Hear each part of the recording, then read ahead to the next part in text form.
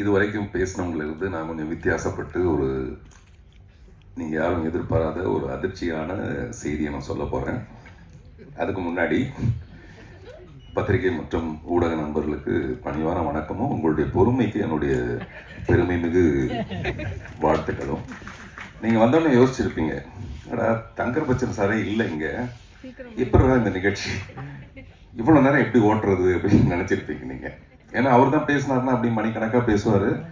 அவரை மாதிரி ஒரு திறமையான ஒரு கதாசிரியரை நான் வந்து சந்திச்சதில்லை. ஏன்னா அவருடைய கதைக்களங்கள் எல்லாமே ரொம்ப ரொம்ப ரொம்ப புதுசாக, அதில் ரொம்ப சரியான விதைங்கிறது இந்த அழகிய கதை.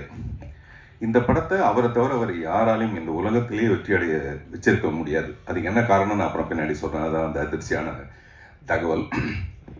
அப்படிப்பட்டவர் வந்து அவர் பேசுகிற சுவாரஸ்யம் வந்து ரொம்ப அலாதியானது. நம்மக்கிட்ட வந்து கேட்பார், சார் ஒரு நல்ல படம் எடுக்கிறதுக்கு என்ன விட்டு அவர் யார் சார் இருக்காங்க, நீங்களே சொல்லுங்க, ஒரு டைரக்டர் இங்கே இருக்காங்க சார் அப்படின்னு என்கிட்ட கேட்பாரு. நானும் ஒரு டைரக்டர் தான். எவனாவது ஒரு நல்ல படம் எடுக்கிறதுக்கு இந்த தமிழ்நாட்டில் இருக்காங்க சார், என்ன விட்டா ஒரு டைரக்டர், நீங்கள் சொல்லுங்க சார் அப்படின்னு. இப்போ அதே தான் இப்போ வந்து ஒரு பிரச்சாரத்தில் சொல்லிட்டு இருப்பாரு, என்ன விட்டா உங்களுக்கு நல்லது செய்யறதுக்கு வேற எவனாவது இங்கே இருக்கானா, எவனாவது வரானா விதிகளை பாருங்க, அதனால உங்க ஓட்டை வந்து நீங்க எனக்கு போன என்ன போடுறீங்களா இல்லையா அப்படின்னு வீட்டுக்குள்ள போய் சண்டை போட்டுட்டு இருப்பாரு என்ன. அதனால நிச்சயமா அவர் தான் நாளைய எம்பி அந்த தொகுதிக்கு. அவருக்கு முன்கூட்டிய வாழ்த்துக்கள். விதை முளைக்க நீர் நிலம் ஒளி எல்லாம் வேண்டும், விதை முளைக்க நீர் நிலம் ஒளி எல்லாம் வேண்டும், கவிதை முளைக்க நீ போதும் எனக்கு. நான் இங்க சொல்ல வந்தது வந்து, இந்த கவிதைக்கு முன்னாடி அப்படி ஒரு தங்கர் பச்சன் சார் இருந்திருந்தாருன்னா இந்த நிகழ்ச்சி வந்து சுவாரஸ்யமாக போயிருக்குமேங்கிற உங்களுடைய குறையை தீர்க்கிறதுக்காக திரு கருணாநிதி அவர்கள் அவ்வளவு அழகாக அவருடைய தமிழ், கருணாநிதினாவே தமிழ் தான், தமிழ்னா கருணாநிதி தான். அதனால இப்போவும் நமக்கு மறைந்த முதல்வர் கருணாநிதியை ஞாபகப்படுத்துகிற அளவுக்கு அவருடைய அழகான தமிழ். அதே மாதிரி தளபதி பேசுனது எல்லாமே உண்மையான விஷயம் தான். இன்னும் நிறைய இருக்குது, இன்னொரு 30 நாளைக்கு பேசுகிற அளவுக்கு இருக்குது, அவ்வளோ உள்ள ஆதாரங்கள்லாம் இருக்குது.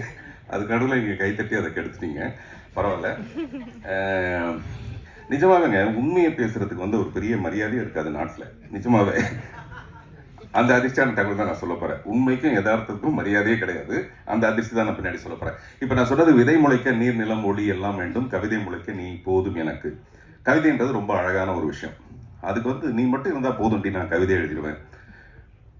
அசை போட்டு விட்டால் சுவிங்கத்தை கூட உம்மிடம் மனம் வராத எனக்கு, அசை போட்டு விட்டால் சுவிங்கத்தை கூட உம்மிடம் மனம் வராத எனக்கு, உன் நினைப்பை மட்டும் எப்படி.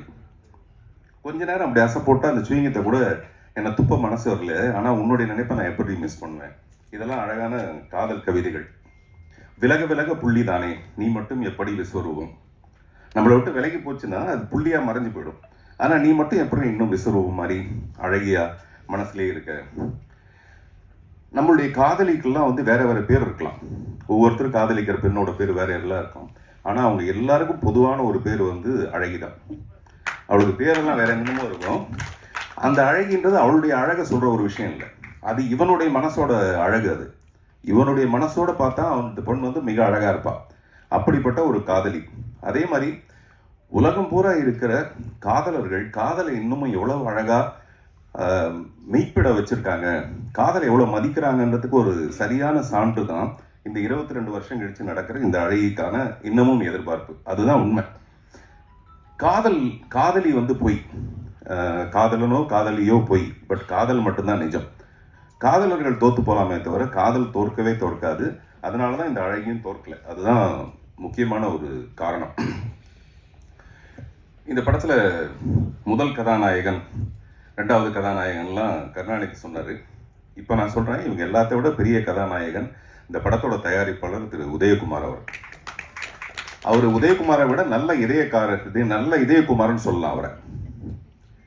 ஏன்னா ஒவ்வொரு கலைஞனும் முதல் படம் பண்ணுறதுங்கிறது மிகப்பெரிய ஒரு கஷ்டமான விஷயம். நான் புதிய பதை பண்ணது எப்படியோ, என்னை வந்து என்னுடைய சுந்தரம் சார் வந்து என்னை அந்த படத்துக்கு தேர்ந்தெடுத்ததுனால இன்னமும் என்னுடைய பூஜை அறையில் அவருடைய ஃபோட்டோ வச்சுருக்கேன். எங்கள் அப்பாவுடைய ஃபோட்டோவும் அவருடைய ஃபோட்டோ வச்சுருக்கேன். அந்த மாதிரி அது ஒரு மிகப்பெரிய ஒரு விஷயம். அது 1.25 கோடியோ இல்லாட்டி 2 கோடியோ இல்லை 25 லட்சம் ரூபாயோட நிறுத்திடலான்னு முடிவு பண்ணுறதோ எதுவாக இருந்தாலும் ஒரு தயாரிப்பாளர் தங்கர் பச்சன் மிகப்பெரிய திறமைசாலியாக இருக்கலாம், இந்த கதை ரொம்ப பிரமாதமான கதையாக இருக்கலாம்,